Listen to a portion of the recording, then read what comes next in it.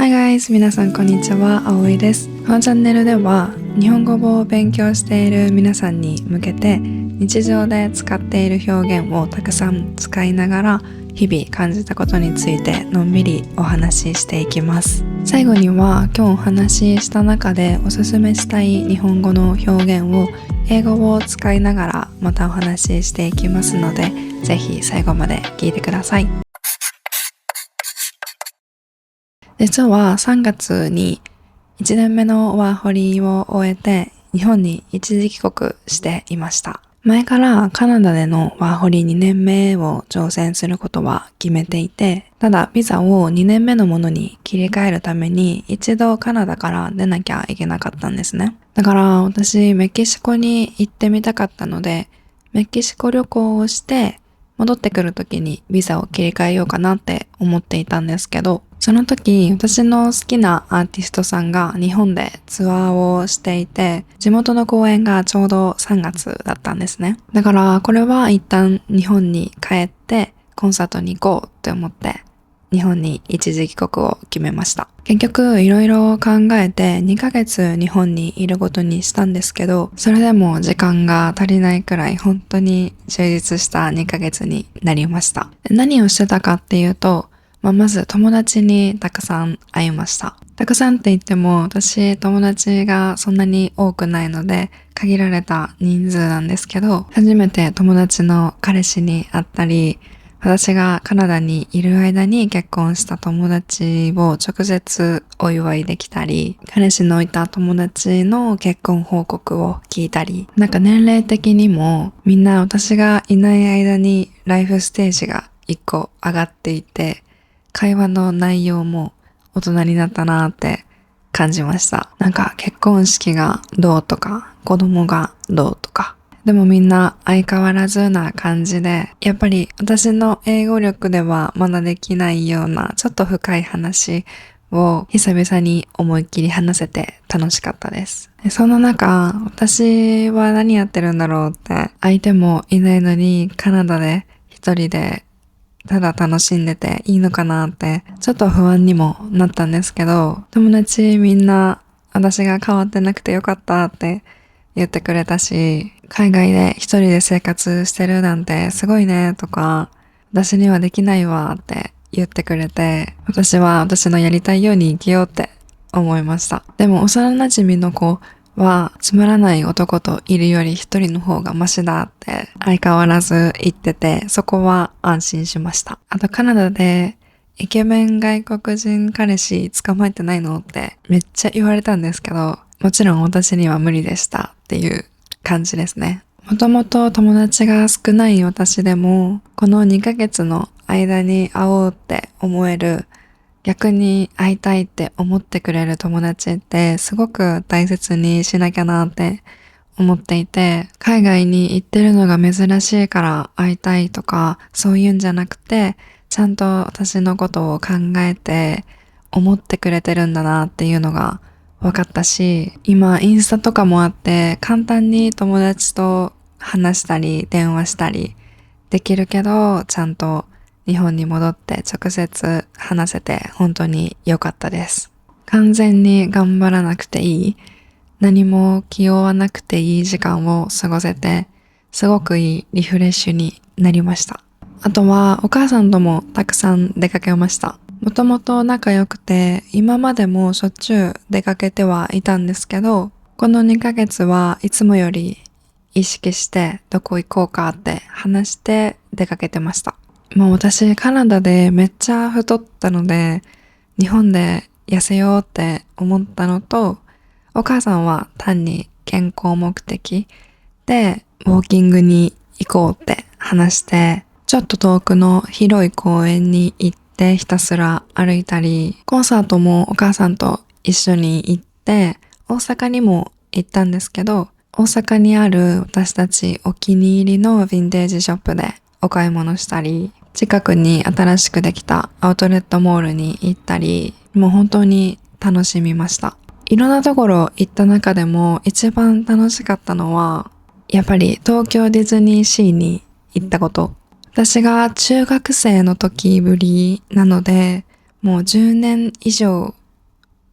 行ってなくて、お父さんが仕事の出張で2日いないよって時に、じゃあ2人でどっか遠く行こうかって話して決めたので、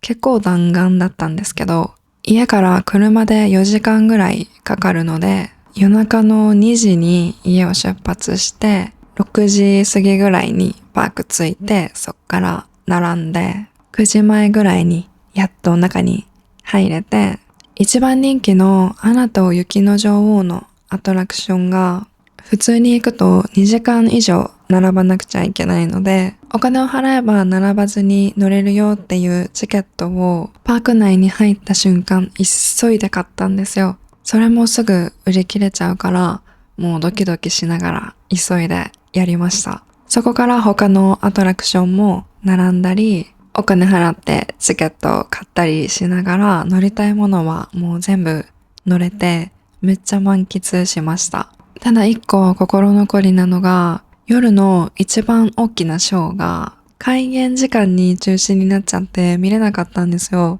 1時間半前くらいから場所取りして見やすいところでずっと待機してたのでめっちゃ悲しくて、だから来年また行って次こそ見ようねって約束しました。私の両親も今年で60歳に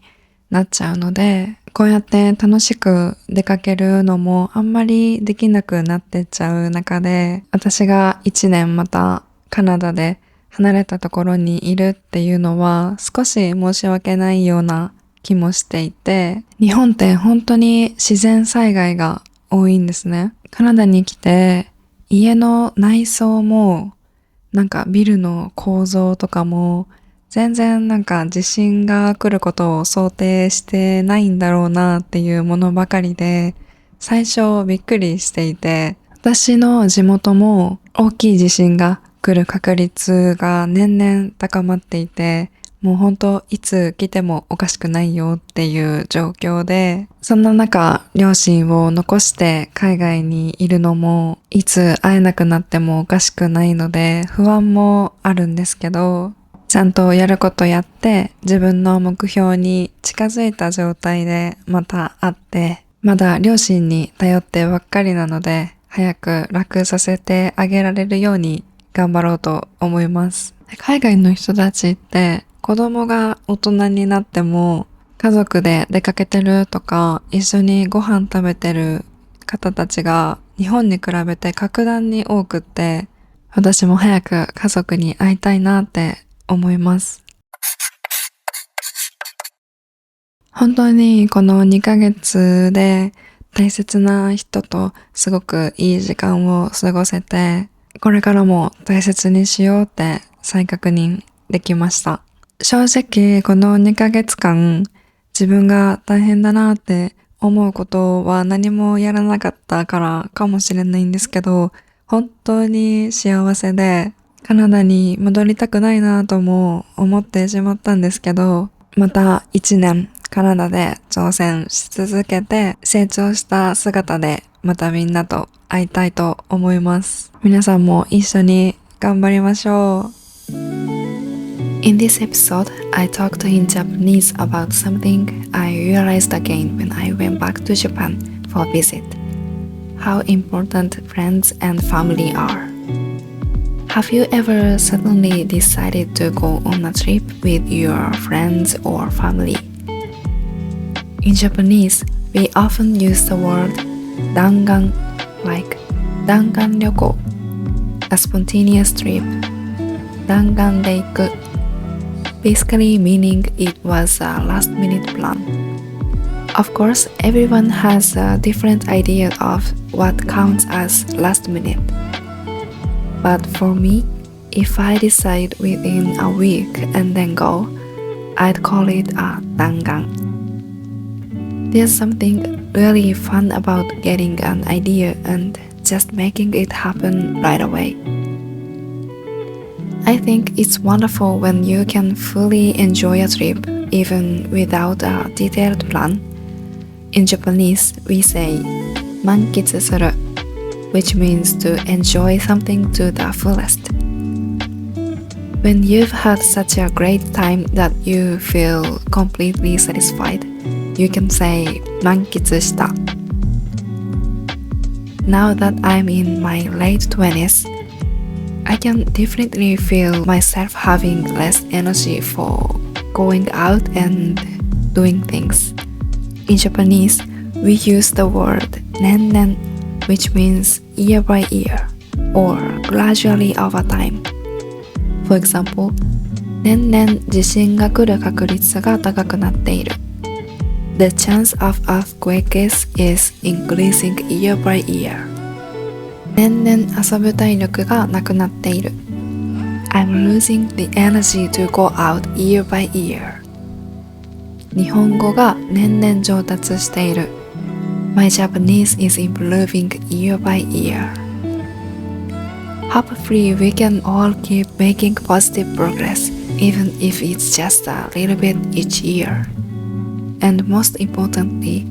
don't forget to cherish the time you spend with your friends and family. Thank you so much for listening. Take care, enjoy your time with the people you love, and I'll see you in the next episode.